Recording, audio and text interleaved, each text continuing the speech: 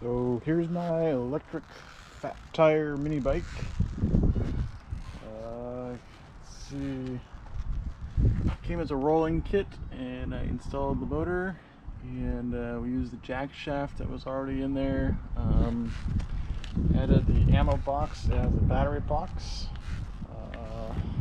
Just put the throttle. It's got a three-way speed selector switch on here, so high, medium, low. Here's a cutoff. This is our circuit breaker down here, so the main power cutoff for the whole thing. It actually has reverse too, so there's our reverse switch. Down here, let's turn around. Better shot in the sun here from this side. So here's the motor with the primary reduction gear to the jack shaft, the secondary reduction on the other side to the wheel. Here's our battery box. So it's an ammo can, and that's a 48 volt. I think I went with a 20 amp hour battery in there.